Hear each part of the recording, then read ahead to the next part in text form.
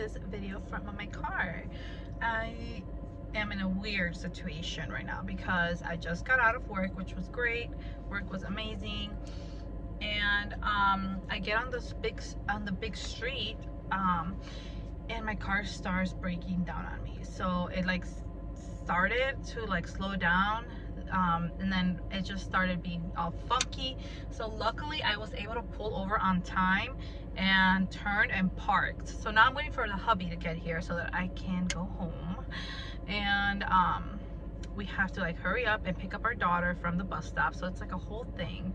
So with that being said, I decided I'm gonna make a quick video because the owner of the spa salon was just there and we spoke. I haven't seen her in months, and her and I and the manager were speaking, and I'm just so grateful to be somewhere like where I'm at right now, just because I am a new esthetician still, really. I mean, I've been in the industry for I got licensed in 2021. It's 2022.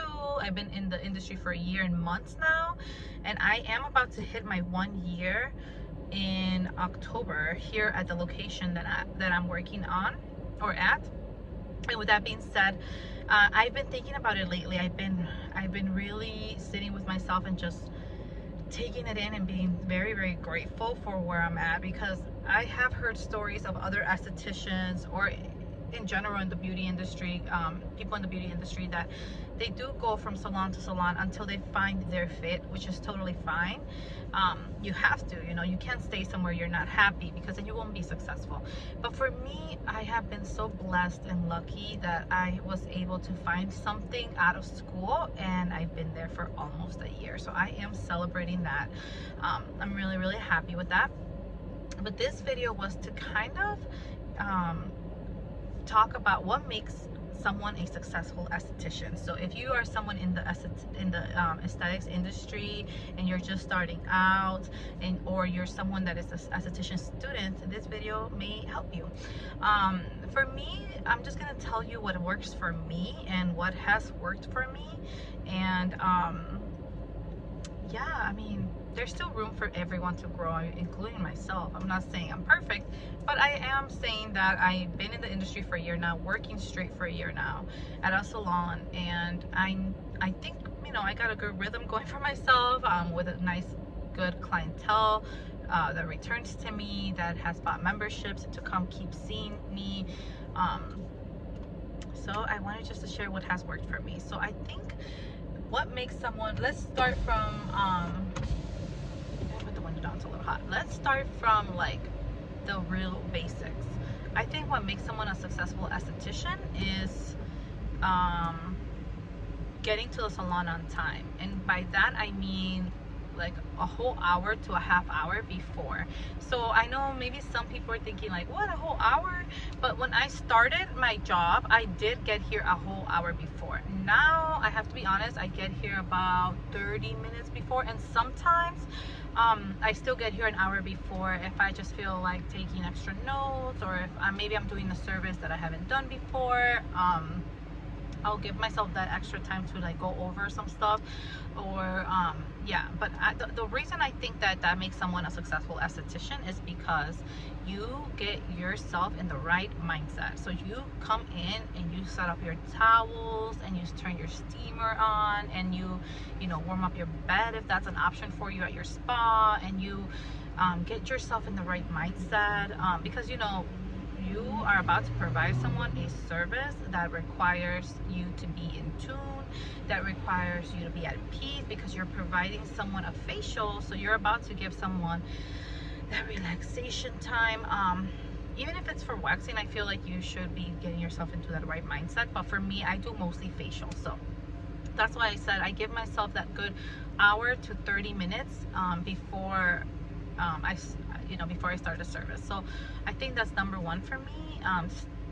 Number one tip. Number two would be to be very connected with the client. And one way to do that is, again, like it goes back to point number one, get there on time so that you're not running around and you get to see like the clientele you're about to come, the names of the people that are about to come, so that when you're about to go get the client, that you know their name, if they've been there with you before, that you see what facials you gave them last and the reasons they were here. You check your soap notes.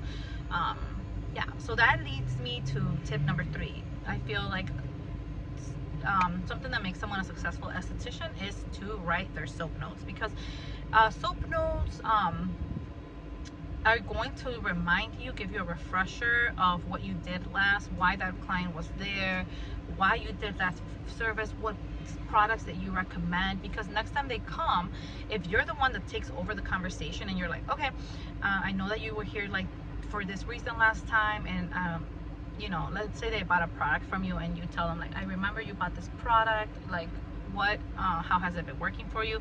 I think that speaks a lot to the client, that you are in on this, that it's not just you getting money from them, that you are literally committed to their goals, their skincare goals. So I think that that's a 3rd tip for you, that if you take time to do your soap notes, it will make you a successful esthetician.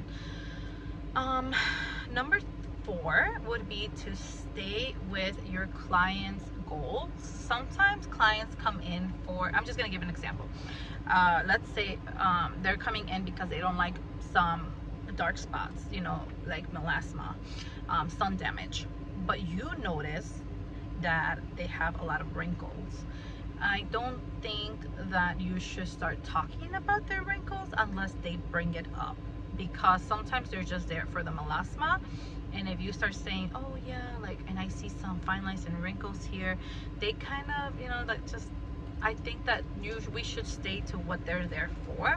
And if they start bringing it up, and like the way to do so, if you notice like, oh, they have a lot of wrinkles, like, I know I can help her with this, you can ask her questions. It's all about the conversation you have with your client. Like, hey, what are your skincare goals? If you could change something about your skin, what would that be? What is the main reason you're here today? So asking those questions will get you to really understand what the client is there for. Because think about it, maybe they don't care about having wrinkles. I have had clients that have told me that wrinkles are a part of life, and that they don't care, that they're here to treat this or they're here to treat that. So I've picked up on that. I'm like, oh, okay, like I'm not gonna go and start recommending like an anti-aging facial, because they don't care about that. So yeah, just keep that in mind. Stick to what they're there for. Sorry, because my husband's about to get here, so I'm just making sure that I don't miss him. So another tip I would have is let's see, make you a successful esthetician. I think that you tell them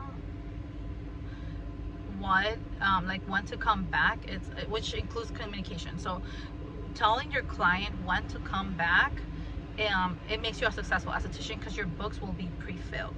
So before they leave, it's important that you let them know. And I think I made a video on this. I think I touched base on that.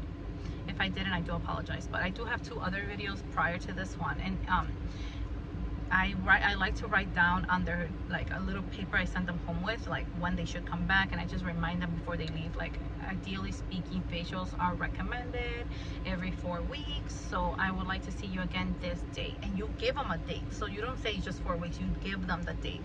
I have noticed that since I've done that, it started filling up my books faster, versus them saying, oh, 4 weeks, I'll call in 4 weeks, because they won't remember. I mean, maybe they will, but life gets in the way, and they probably would be like in their 5th or 6th week and say, oh shoot, she said 4 weeks, it's been 6 weeks. So it's important to just kind of communicate that with the client, and I think that will really help you fill your books. I think that's a whole nother video for that though, how to fill your books. I feel like I have other pointers, but the video for today is how to be a successful esthetician. So it's going to take me to my next point, is just to stay educated and to always be a student. So don't ever think that you know it all. I mean, I've only been in the industry for 1 year, so I guess until I make 10 years, then maybe I'll feel like, but I feel like I always want to be a student. I think even when I reach 20 years in the industry, 50 years, whatever, how many years in the industry, I think I always want to continue to have that mindset. Like, the beauty industry is always evolving. There's always new stuff coming out. So let's just always stay consistent in like learning ingredients, what these ingredients are for. I think that really helps someone be a successful esthetician, because then, you know, you're in the loop of what's going on. Sometimes my clients come in and say, oh, I'm using this skincare line, have you heard of it? And maybe I don't know of the skincare line 100%, but I have heard of it. So then I'm like, oh yeah, I have, blah blah blah. So I think that would really make someone a successful esthetician. So if you would like to know more tips of what, you know,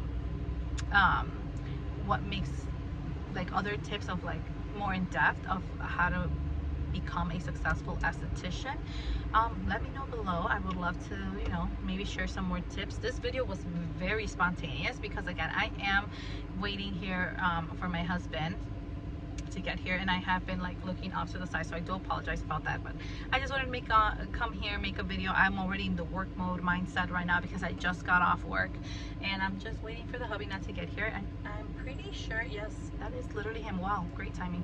So I'm gonna let you guys go, and I will let you I will announce when I make the next video. Bye.